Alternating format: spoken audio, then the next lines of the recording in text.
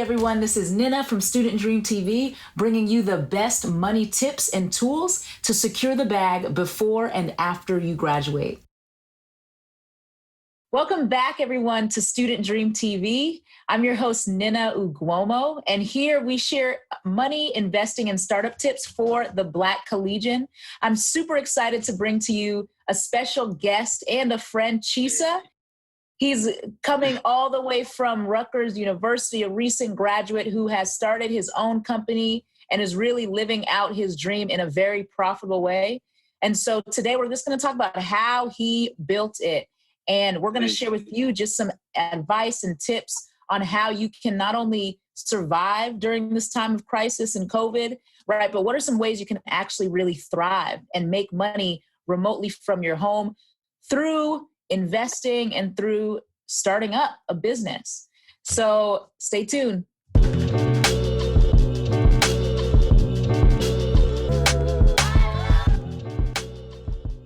All right, so welcome back. We're here with Chisa. And Chisa, can you just quickly introduce yourself, who you are, where you're from, what you do? There we go. What's up, y'all? My name is Chisa. Thank you, Nana, so much for having me. I appreciate you. What an honor to be on Student Dream TV. So my name is Chisa Egbelu. I'm the co-founder and CEO of a company called Pedul. That's PEDUL.com. Make sure you go check it out, do your thing with it. So what Pedul is, it's a scholarship marketplace. And what that means is it's a platform where students can go to and apply to multiple scholarships with one application. And it's also a scholarship builder for individuals, organizations, corporations, and anyone that's looking to use scholarships for their strategic needs. So that's what we do on our end. Okay, I love it. I love it, man. So I guess before we jump in, tell me a bit about just where did the idea of Pedul come from? What's the genesis story? It's one of those things that you see a problem over and over and over again, and you're like, yo, we've got to do something about this. So the problem that we're going through and that I was seeing throughout my life, so originally I'm from Baton Rouge, Louisiana. And what I saw there was a lot of people were having trouble getting money together to go to school. Something that as simple as wanting to learn was a huge barrier for them. And we didn't think that was okay. So then when I got to Rutgers, I continued to see the problem. I had a friend of mine that was looking to go to school for music, and he'd gotten in, he passed the audition, it was going great for him, but at the end of the day it was just too expensive, and so he had to utterly switch career paths, do something he didn't want to do, and we just didn't feel like that was okay. So what happened was I put a team together of a bunch of people that I felt were a lot smarter than me, or that especially had characteristics and skills that I didn't have at the time. And we just started brainstorming and really working things together. And so that's how we got to the point that we're at now. Obviously, so much has gone into that, all of it, but that's the totally abridged story. I think one of the biggest scholarship tools that we hear about is Scholly. Yeah. So talk to me about how, if at all, are you, competing with Scholly? How do you differentiate yourself from them? Yeah, no, for sure. And it's a really important question. Yeah, technically Scholly is a competitor. We operate a bit differently. So the difference between us and Scholly is a really cool search engine for scholarships. So it's kind of like a Google for scholarships, where ours is more so like a marketplace. So on one hand, of course, you can apply to multiple scholarships with a single application. We have the common application model. But on the other hand, we have pathways to employment. So what that means is that a student can apply for a scholarship on our platform and they can be exposed to a job opportunity that they otherwise wouldn't have had. And so what happens is because you're able to use this same scholarship for multiple entries, let's say you're applying to a foundations scholarship, we're able to take that same data and say, hey, this McDonald's scholarship might be great for you too. And then you can get an internship at McDonald's just by going through that route. So that's our goal, is to really obviously extend monetary opportunity to students. But we know that it's the bigger picture, right? The whole point of you going to college is to get these skills, to get experience, to prepare you for your future. And so we want to make sure we're putting you on that track. And so what does it look like so far? Can you tell me some stories just about, students who've used it, what the outcomes have looked like? Because sure. like here at Student Dream, like we are all about you being able to make money, right? We don't want it to be theory, right? You're going to come and plug into the Student Dream community and network of courses, of people, of tools such as a Pedul, and you're going to walk away with actually making money, investing money, earning money, building wealth. And so I love to hear how you're like actively helping people to build their wealth and make some money. So we've had over $2 million in scholarships go through our platform to students, primarily in the tri-state area and the Texas, Louisiana area, and then like the Los Angeles, LA County area. We just signed a deal with the NFL. They're going to be running their scholarships through the platform. That was really great for us. And we just signed a deal with the NFL. That's a brand. That's a brand. Come on. Appreciate you. Appreciate it. So we're bringing on some other people. And so right now, as we film this now, we're cooking up a really big release for August that I don't want to say too much at this time. Don't say that's your business. That's your business. You feel me? You feel me? Yeah. So we're cooking up really something big for a lot of people. One of our main investors now is Newark Venture Partners. And so they're LPs, they're limited partners, people that give them money to invest in people. It's Amazon, Audible, Prudential, Panasonic, etc. So luckily enough for us, because they have stake in our company, right? It makes it a lot easier for us to work with them, reach out and have those conversations to actually get things running. And so we're working on something really cool.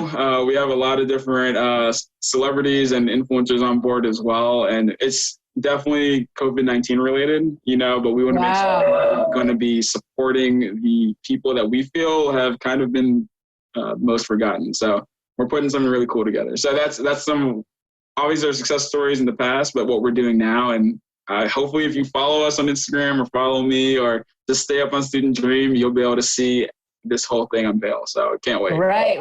And I mean, you can follow Chisa right there, right? At Pedul. I don't even know. Am I over here? There.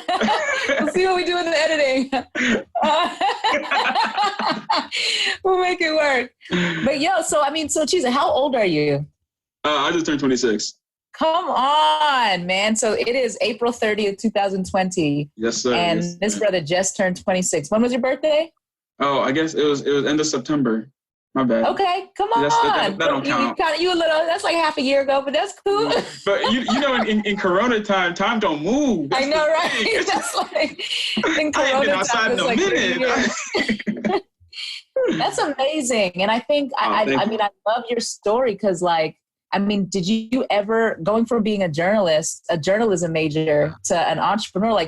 When you came into Rutgers, was this something you ever imagined? Of course not. There was 0% of me that was like, I can't wait to go start a tech startup and go deal with venture capital. I don't even think I knew what that was. I remember at Rutgers, I was definitely the only kid on my floor that had never touched any code or anything like that. So definitely not something I was exposed much to beforehand. Like I said, I'm from Baton Rouge, so it's like I think at the time, maybe for me in high school, I just valued different things. I know my high school didn't have no coding classes, but nonetheless, we're not complaining. I'm just saying.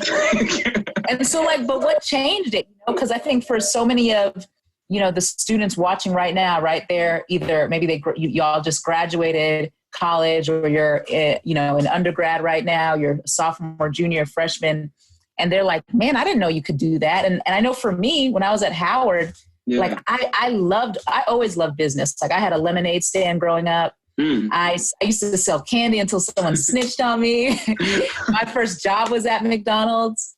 And funny enough, when I actually went to Howard, I didn't know, again, that short-term vision, I didn't know that I needed to pay for 4 years of school. Of course I knew it, but I never knew it. Yeah. I just really didn't acknowledge it. Trust me. And so I had saved up $10,000 from just working at places like at a deli which is where I worked in high school. Mm-hmm. And, you know, I paid that first semester tuition, and then I was like, oh snap, what am I going to do? Yeah. My mom didn't have the money. My dad didn't have it.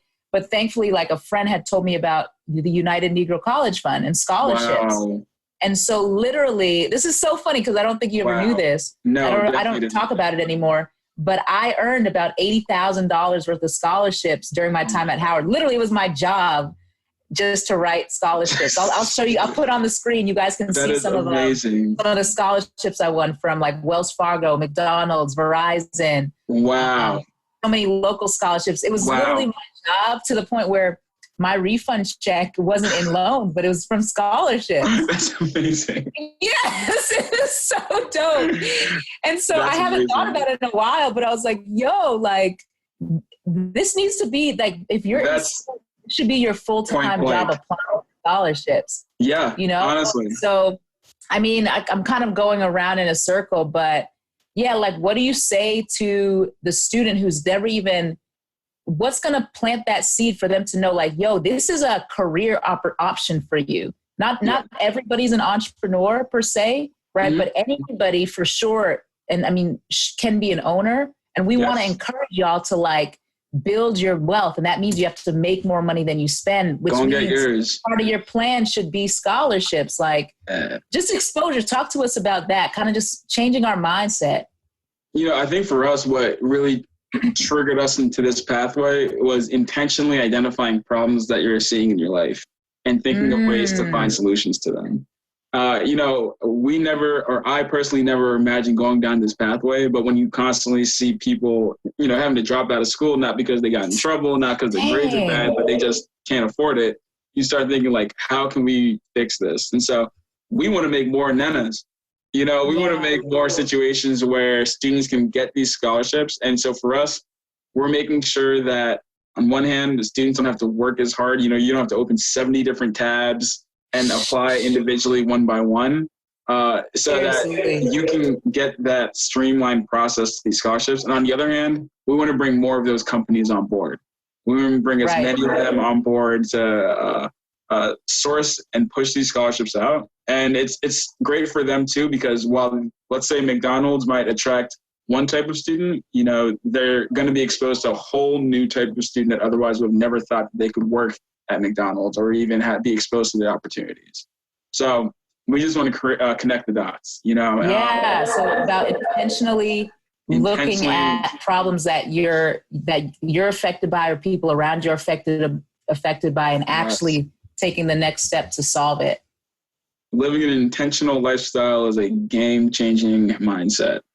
I love it. And so, man, entrepreneurship, right? So a few years ago, I used to just like push it. Like when I first started Student Dream, we were all about entrepreneurship.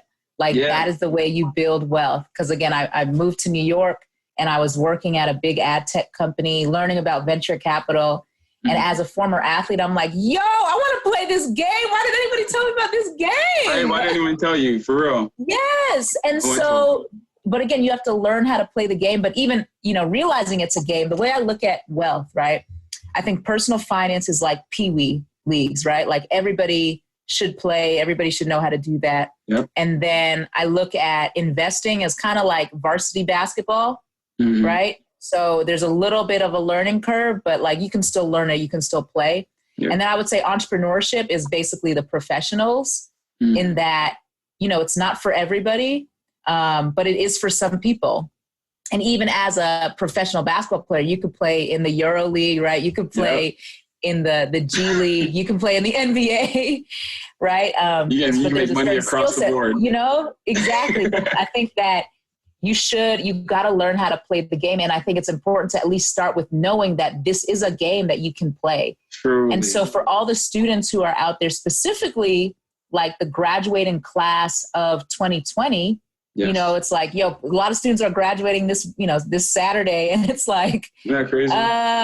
No graduation. It's like, excuse me. It's the Zoom generation. The Zoom right? generation. Like what advice, what career, what financial advice do you have for the class of 2020, considering like, and again, we're entrepreneurs, so we definitely have a different lens when it comes to risk.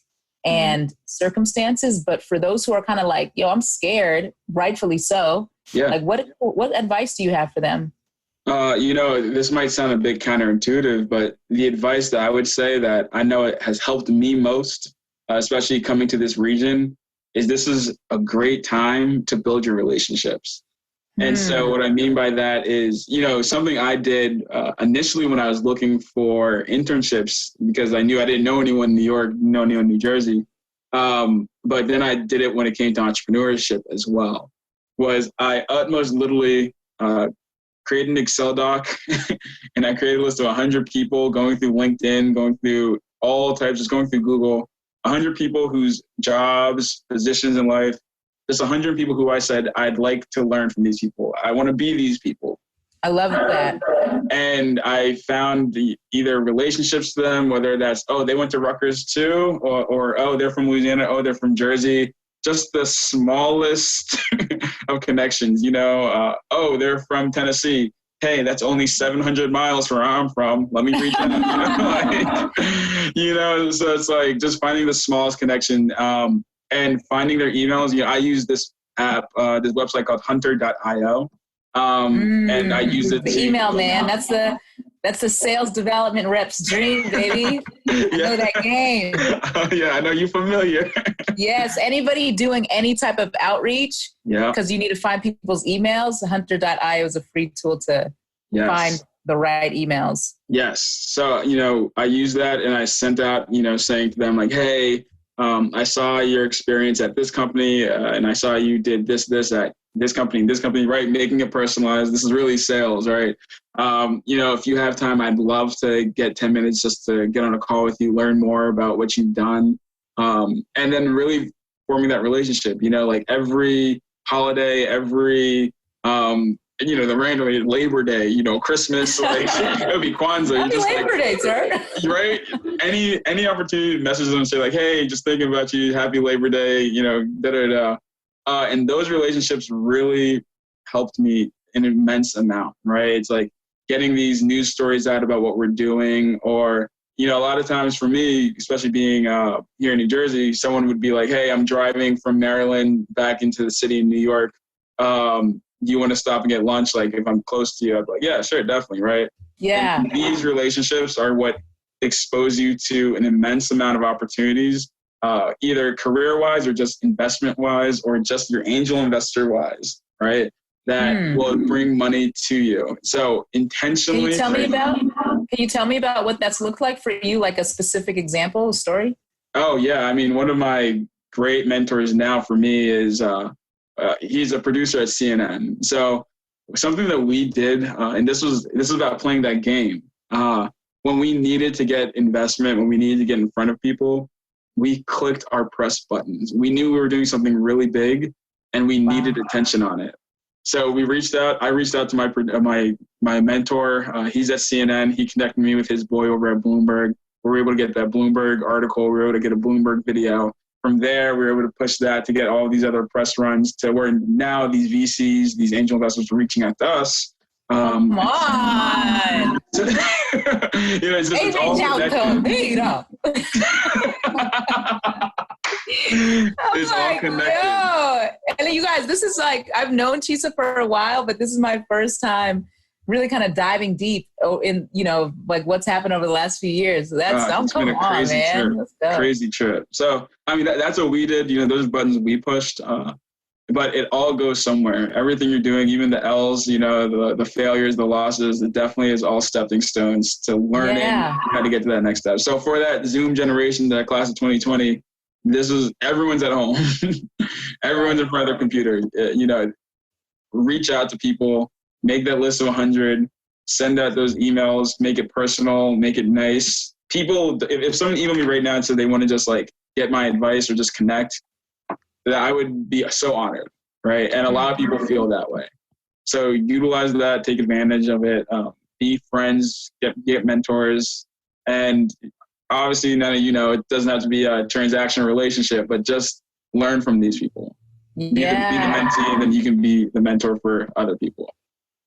No, that's a fact, man. And so kind of when you think about like it's great to build relationships, right? But what about someone who, has a real urgency? Like it's April 30th, tomorrow's May 1st, I need to pay rent. I need to pay for food, right? What do you say to someone who, like, yes, they want relationships, but I not only need that human capital, but I need money capital right now.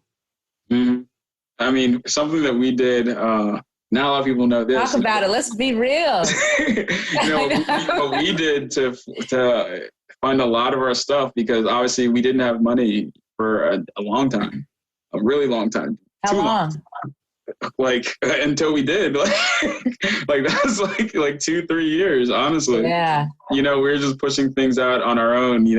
I had like my janitor job. KAYLA was working waitress job. KAYLA's my co-founder. So we were just pushing that money back in. But what we did to supplement that money is we were just flipping things. I know it's talked about a lot, but it really does work. So we would get things super discounted either from the thrift store or eBay. And we would just flip it. And what I mean flip it, like put it in a stratosphere where people wouldn't know how to use it. And then we mastered Facebook ads, which of course helped us when we had to do Pedul Facebook ads. So that's a fun fact. I didn't know both you guys built that skill. Yeah. Facebook ads. Yeah. So for me, I was through YouTube or like through Facebook. How'd you learn? For me, Google AdWords, through YouTube, and then they also have like a bunch of their certificates that you can go through.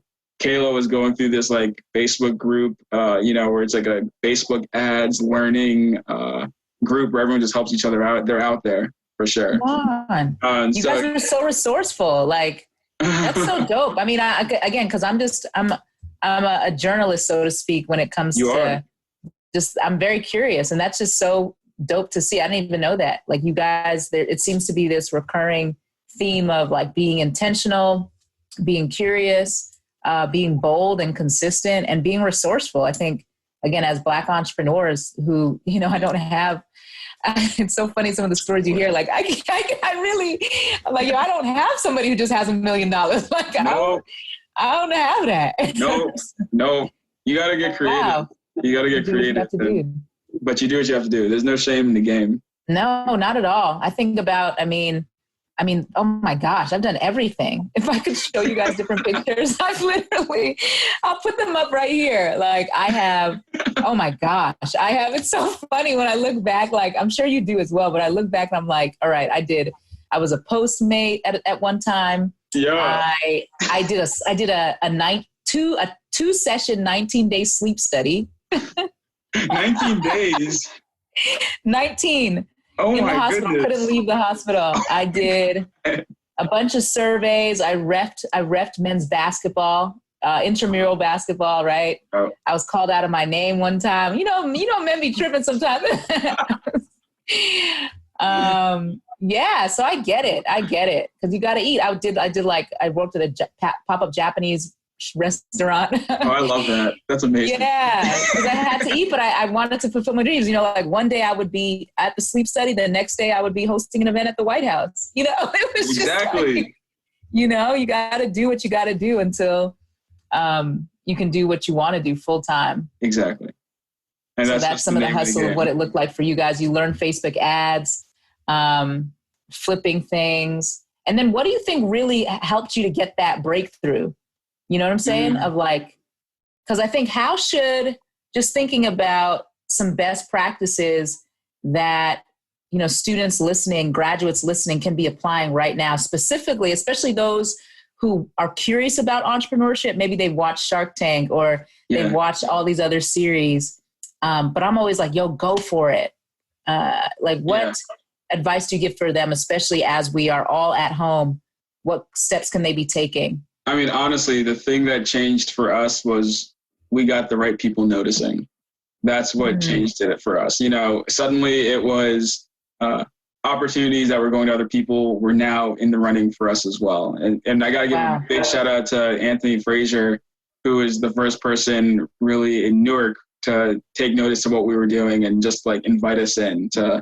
So it was Anthony bringing us in to work out of Newark Venture Partners that allowed the MVP team to take notice of what we were doing and then throw us our first, 6-figure check. So Come on. How many figures? Sir? Just 6 of them. It's just 6 of them. It's just 6 of them. Just 6 of them. Come on. And you guys, even this is small money too. Like, yeah. I mean, let me not Real say talk. That's a huge milestone. What do you mean? You know, I know. But I'm just like, yo, I want us to think bigger. That's awesome though. Exactly. I just love to like hear about people really winning. But yeah, so really getting in front of the right people, getting the right people noticing. Yeah. And again, what would you say that you started to do differently that helped you to get the right people noticing that you weren't doing before? Or was it just a matter of time, persistence? I actually think it was just a matter of time, because it was that Excel reaching out stuff, reaching out to people, asking for referrals, going to events, going to conferences, even if they're on Zoom, hitting these webinars. It was just a matter of time. Come on. Yes. One of our board members, his name's Chip. He says that your answer. Yes. Yeah. He says, he says that your answers are out there. They're not like just you sitting right here. You got to move. You got to talk to people. You have to sell. And, if you really believe in your product, you're going to do that. Exactly.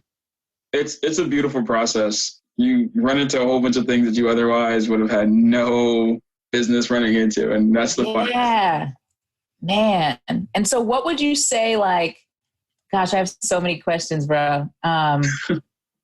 Man. So now with all the stuff that's been happening, just in terms of the markets changing and us having to stay at home, how has that affected your cash flow?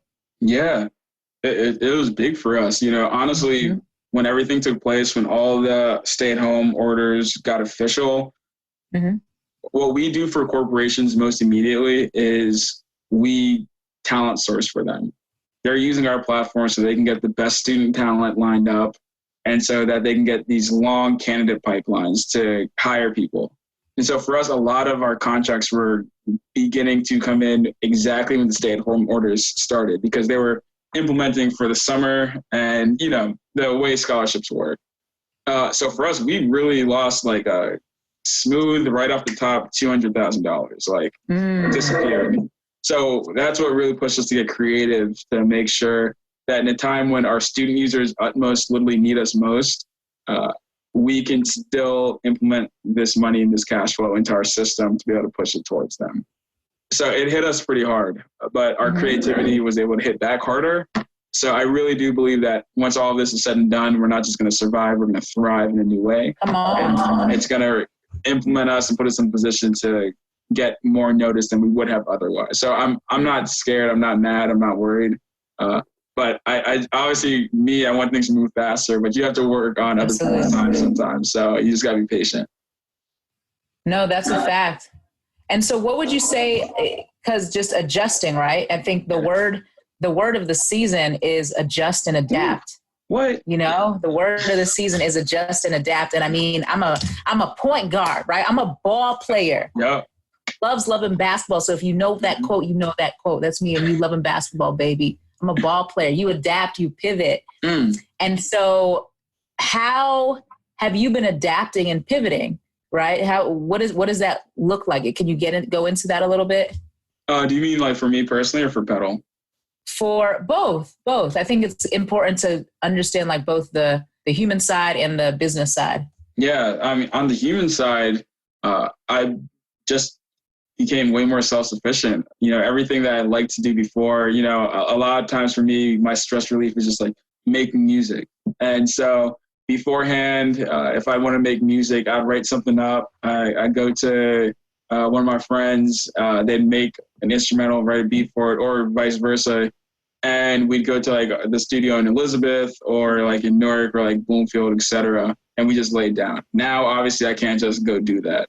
So I had to immediately order everything I needed. I ordered like a microphone, ordered our Phantom kit, ordered the headphones, and got these super duper headphones right here, right? And making sure that I can do everything right here in the house. And so that's helped me a lot, being able to just create. And I think that creativity has definitely helped me to be able to push Pedal creativity in a time when we needed to do that more than ever. So for That's us, a fun fact, because I think it's important to keep your mind moving, you know, and not just be, and I think one of the advantages that we have as Black people when it comes to building wealth is our innate creativity and the flavor that we bring to things. So like you'll notice with the Student Dream brand, one of our biggest partners that I call a partner is culture. You know, like we make things relevant and fun. Like people make wealth and investing and they make it so complicated and waspy, but it just doesn't have to be like that. Doesn't have to be. It can be cool. Yeah. That's a really big issue, of course, that when it comes to sometimes us connecting with these wealth topics. Like a lot of them are, the topics aren't boring, but the people executing the topics are boring. Like really boring. Even when it comes to VC culture, like a lot of times tech culture can be boring, but that's why it's that much more important for you to bring your natural sauce in and spices, because you will make it better and you'll come in and give a flavor that they have never seen, and your impact will be that much more felt. So I think you're definitely right about that. The culture is large. The culture is waiting. And you got to meet our culture with their culture to really do them a favor, and then you collect the coins. Right. And so then what does it look like to adapt on the business side? Really implementing this new project. So getting all of these different players on board. Exactly. Okay. I mean, it won't be soon. It's just because, like, you know, contracts are pending and you don't want people to get mad, you know? Right. So for us, it's getting these different players on board, reappropriating the individuals at the companies that we talk to, switching the departments, because what we were offering for one department now is more relevant for another. And so making sure that everyone's on the same page, and then from there, getting these other individuals on board so that we can do this thing that we think is really cool. So it was being creative that helped us think about that. But it's obviously that day and night work that makes it happen. So. Right. I mean, so you're still in business. I think one of the things I want to emphasize is that you guys are still in business. You still have revenues coming in. You still have a product that is where there's demand. Yeah. And there's definitely demand. There's no doubt about that. We just got to make sure that we are increasing and not decreasing. That's our goal. Right. Dope. And so, man, I guess from the particular lens of entrepreneurship and starting a company as a career option, what are some of the questions that you think our graduates should be asking and answering right now to prepare themselves to thrive during this crisis and after it? I think that a great question is, so for entrepreneurship in general, what are the basic things about entrepreneurship I need to know? You know, can I do my finances? Can I build a team? If I can't do my finances, can I find someone that can? Can I convince someone to work with me? It's hard. It's not an easy thing. And I think more than anything, how do I build my resilience? So understanding that I'm going to, I've been reading this devotional called, it's like Attitude of Expectancy. Yeah. Like the attitude of expectancy is the ability to know that things aren't going to work out in your favor all the time, but understanding that like God's givings are everlasting and that your time will come, and it might not look like how you want it to look like, but it will be there. So can you develop this attitude of expectancy so that you can persevere in times when it's not great? Because, we both know this lifestyle, doing this stuff can be much more glamorized than the reality. So true. That's a fact. And so if you were to describe this, just your experience starting a company, like if you were to, like, what would be on your playlist when it comes to Chisa starts a company playlist? What are the top 3 songs on that playlist? Oh man, top 3 songs. I'm like going through my Spotify. Right, do it. Take your time. Let me see. Top. 2 moments later.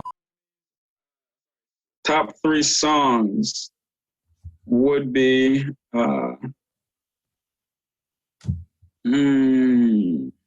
Mm. A few moments later. Take your time. We got editing tools, so. I love that. All right, so let me. Isn't that interesting, right? It's like, yo, because I think it makes it click to people. Just, yo, this is how it really feels. That's so. Yeah. I think I love this song. Yeah, let me do my first. Man, keep it coming away. Wait, is that the? Oh no, is that it? The Far Side? The Far Side? Oh, it's sampled from it. You hip. Okay. Yeah. All right, my first song is Tribe by Boss. Tribe by Boss. All right. And then I want to say my second song is gonna be I want to say, what's that song by Buddy? Oh, you know what? Let me do Status Symbol 3, Nipsey Hussle featuring Buddy. And then the third song, it just came out. This song's so hot. It's by Deontay Hitchcock featuring J.I.D. It's called I Got Money Now. That song's beautiful. Come on, I Got Money Now. You gotta listen to it. Play that. What's the name of the artist? Deontay Hitchcock. Deontay Hitchcock. Yeah. Man. Them's my three. Yeah. And tell me why a little bit. Kind of break it down. For me, tribe is definitely, you got to build the environment that you're going to be in, build your tribe. The people that are going to support you, that are on a mission as well, that you can reach out to, that, aren't going to throw you off your path. You got to have your tribe. And so that song definitely hit me. I love that song. Boston, J. Cole, they killed that thing. Status Symbol 3, Nipsey Hussle. What Nipsey Hussle about. The marathon continues. So stood for. I love it. I love that song. And Buddy just adds that guy. Buddy's one of my favorite artists that no one talks about. And then I Got Money Now is really that third one because it's like the evolution of that, creating that tribe. The marathon continues. And then now you get to this point where you weren't sure if you were even going to make it to that point, honestly. And so now you have this position where it's kind of like you're finally getting to that real starting line to actually push forward. That's awesome, man. And so what do you see as like the future, right? Do you see kind of, people are talking about blockchain and they're talking about AI and telemedicine. And I just hate oftentimes seeing Black people left behind. Right. And you're in a lot of conversations with venture capitalists. You're around a lot of startups. So you're exposed to like what people are building for the future. What are some future opportunities that you see? Hold on one second.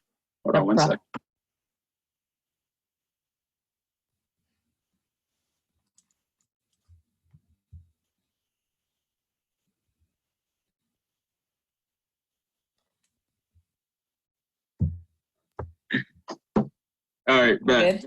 Yeah. What are some, so you're around all these startups and companies, venture capitalists. So what are some of the industries of the future that you would recommend our listeners and our students kind of looking into to kind of see what some of the problems are so that they can actually build companies to solve those problems?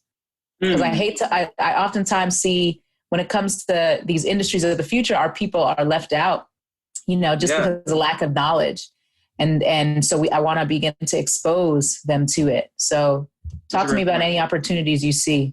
I would say research this company that's on the low, but is making an immense amount of money. It's called C3.ai. You're probably going to, after I said it now, you're going to start seeing their billboards everywhere. They're just an AI company for everything. And if I were looking at it again, I look at them all the time now because, one of my boys out in San Francisco now works for them, so I would look into AI and machine learning and really know what that means. It's such a broad buzz term word that people just throw it around, but I would actually look into what that means, what the capabilities are, and then see how it's applicable to different industries. And so you can have insight to potentially what is being left out. There are a lot of things that you're going to go through that AI and machine learning can improve that these other players might not take notice to. The way that that there's a discrimination in the VC community right now in regards to the flow of capital is the amount of like just the natural hair journey in general can be so improved, but there oftentimes is not capital flowing into that industry. And, you know, if we're able to put certain AI and machine learning, we can figure out things like, you know, what kind of hair is this? Like, is this like 4C? Is this da-da-da, et cetera? What products are best off that, just from that nature? And I've seen people develop apps for that, but I haven't seen any take off in that manner. But that's just one example of something that if you're able to take this buzzword and actually apply it to it and actually learn how it works, you can really do some damage in the best of ways. That's great. And so, man, there's a couple of things about your story that stood out to me. Yeah. And so I just kind of want to wrap things up by asking, you know, how did you build Pedul? Because a lot of the folks listening are like, man, how do I start a business? Right? So Chisa, how do I start a business, and how did you build Pedul? You think of something, you try it, and it doesn't work a bunch of times. And then you get other people that you think know better than you to give you advice or to come onto your team, and you work together, and then you just work until you get product market fit, and then you put gas on the fire. Mm-hmm. Period. Honestly, that's period. With the T. I love it. I love it. And so, I mean, I think one thing that's unique about your story, and the story of Pedul, is just the press. Like, y'all have gotten so much press around Pedul. Appreciate you. Right? I mean, that's just a fact. And I think that can be hard, like, for people to do. Talk to me about how you were able to get so much press around the product. And was this at a time where you had product market fit? You know? Yeah. So how were you able to get all that press when you were still figuring out? We were eating off of brand alone. That's what we used to say. I love that. Eating off of brand alone. Yeah. But I think that just goes back to, you have skills already. There are already skill sets that you are good at that you just aren't acknowledging that can be used in your journey. For us, we were journalism students first and foremost. So when it came to us, we knew how to write something that was going to be relevant for people to care about. We knew how to get to those channels. And then from there, I had already established such a network within the broadcast and journalism community, right? I can reach out to someone at CNN and say, here's what we're doing. Can you give me a critique on it? Okay, pass this to your boy Bloomberg. Okay, NBC News wants to do a feature because someone just saw my Facebook story and they've been watching us develop, or we get hit up by Complex for whatever. And so going on Complex is what introduced us to Gary Vee and Gary Vaynerchuk, brought him onto the advisory board. And then through that, we were also able to meet Ryan Leslie. And so they've just been instrumental for us, especially in this current project that we're working on, that we're looking to push out in August. But it's really just it was just using what we were already good at, what we had already spent years training for. And from so, face value, it didn't seem like it connected at all, but it was huge for us. Wow. And so what would you say are like just the 3 steps? And I would love to, if you're open to it, do actually a deeper masterclass and video on this with our community. But what are some of the like 3 steps to take to get press and to eat from your brand, like you said? First and foremost, you got to understand that every producer, every writer is looking for a story. So you got to give them a story. You know, they have to put out something every single day or 3 times a week, however they're operating. So you can look at past things that they've looked at, past things they've written, past stories they've produced, or shows they've been a part of. And that's how you know who to reach out to. So you can look up a show you feel like you should be on, or a magazine, or whatever, right? Who's making it? And so you can then pinpoint those people that's who you're going to start sending your materials to, or you just add them on LinkedIn and then they're seeing it on your timeline, or you add them on Instagram, get them to follow back, or get them on Facebook. Just make sure that you can get in front of them. And so for me, the game I was doing was really making sure that we were connected on LinkedIn, and then they would just see it on the timeline, and then they reach out and say, hey, just wanted to inquire, etc. Oh, you would keep posting your content on LinkedIn, on the LinkedIn timeline? I would post in our accomplishments. It's like, oh, this month we just did this. I'm so happy to announce, you got to gas yourself or else no one else will. Come on. Say that one more time, please. You got to gas yourself. You got to gas yourself or no one else will. So we were just gassing ourselves. And so we had literally periods where we know, like, hey, we need to get press in 3 months. Like, here's strategy. Here's what we're going to post here. And, we're getting ready to get into one of those time periods again, where it's like, we know we're going to need to use this press jump charge. So we would identify the people we need to reach, create the content or just the accomplishment, the gas me up posts so that they can see it. If they can't see it, we'd email it directly to them. And from there, you're talking with people, you start developing a relationship with them because they're seeing everything you're doing. And after a while, something pops. And it's a lot easier when you get on NBC to get onto, Complex or onto Now This on Facebook or whatever. That's what's up, man. I appreciate that. Wow. And last question is just, what would you say is, your competitive advantage when it comes to Pedul? Like I can take my guesses just from this conversation, but what would you say, like, really, what's your secret sauce, I mean, we always joke all the time that, just like them half jokes, and it might not sound too sexy, but it's like our secret sauce is like our cockroach ability. we survive by any means. We take nukes. We've lost limbs, but we got cockroach ability like nobody else in the game. Wow. We've survived off air before. Wow. And so it was just, they got that saying, it's like, you stay in the barbershop long enough, you're gonna get a haircut. So we getting our haircut right now. So we just That's a fact. Long enough for it. That's a fact. Wow. I love it, man. And I guess what's the future? Like where do you see Pedul in 5 years from now? Do you want to sell the company, get acquired? Like what's your long-term vision for it? I think for us, what we want to do is make sure that we're a household name for people to utilize. We want to make sure that we're actually creating impact. That's really important for us. But at the same time, we want to revolutionize how companies are recruiting students.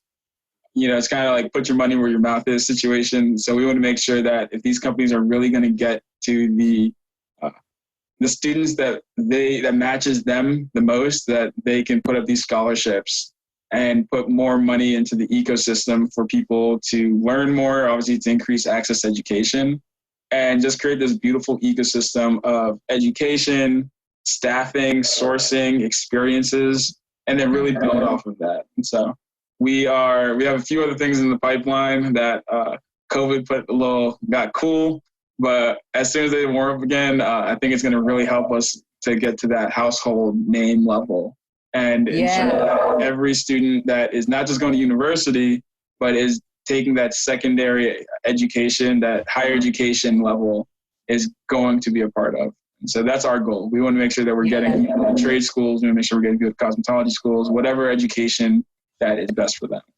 So that's us. Well, if anybody's listening, we're talking about a little about scholarships right now. And so if you want to learn how to graduate college or whatever university you're in debt-free with $10,000 in the bank, you can just click above and we have a whole nother video where we talk about how to actually graduate debt-free. Yeah. And so what are you, any like parting thoughts for the folks listening who are, they have dreams, they want to be able to support themselves, they want to be able to buy mama a house, right? They want to be able to build wealth.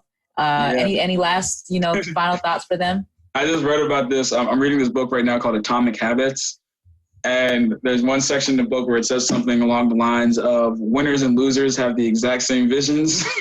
Winners and losers want the exact same thing. Everyone wants to have that boat. Everyone wants to be able to buy whoever a house. Everyone wants to do that. The difference between the two is the process put in place, the work ethic, and what is done on the way to that journey. So focus on the journey more so than the result, and then the result will come, because winners and losers want the same thing. So it's not always about that. Losers want the same thing. That's a really good point. And you know, I mean, I'm an athlete, and I'm completely bent on winning, and I know what it takes to work hard. And you know, I like to say here at Student Dream, we raise the bar, because like the bar has been lowered so much. I'm like, come on, y'all. Like if you were an athlete, you're gonna be working that like sluggishly. You're gonna like, yo, you got to wake up. You got to put in the work. You got to find your coaches. And so the Student Dream community, like that's an opportunity for you to be around people who are raising the bar. You can access, you know, mentors and like Chisa, right? You can access capital. You can access learning and training and practice, not on your own, but with people who actually are practicing atomic habits. So you know what I'm saying? So you can actually be winning. That in so quick. That was beautiful. Yeah, and I'm just saying, so for any of you who want to, who have a dream and want to actually win and not lose, sign up for the Student Dream membership today. It's as little as $10 a month to get access to the people, the content, the learning that can accelerate, you know, your progress, right? You'll make 10 years worth of progress in 10 weeks. Because you have access to the content and the people and the network right there. So sign up below in the show notes and join the community. Do that. Don't but I make appreciate that, Chisa. So if people want to start getting scholarships, you know, where do they go? What do you want to, how can the community support you? Go to pedul.com, pedul.com. You can follow us on Instagram or Twitter at We Are Pedul. That's WeArePedul. If you want to follow me, I'm in the bio of We Are Pedul. So go there first. Follow them. And then I shouldn't be too far away. So definitely, if anyone's watching this, they just want to chat or reach out, don't be a stranger. I'll definitely talk. Thanks for taking the time to watch this. It means a lot. And I guess that's all I got to say. I appreciate it, Chisa. So you guys, again, thank you for watching this episode of Student Dream TV. If you found any part of this content valuable, just smash that like button and let us know again, what actions are you going to take, right? Because ideas and dreams are cheap, right? Talk is broke and time is money. So start now and let us know in the comments below, what steps are you going to take to start that business, to build your wealth, and to have atomic habits that take you from being a loser to a winner. All right, you guys, see you on the next episode, and let's get it. See y'all. Bye. Bye.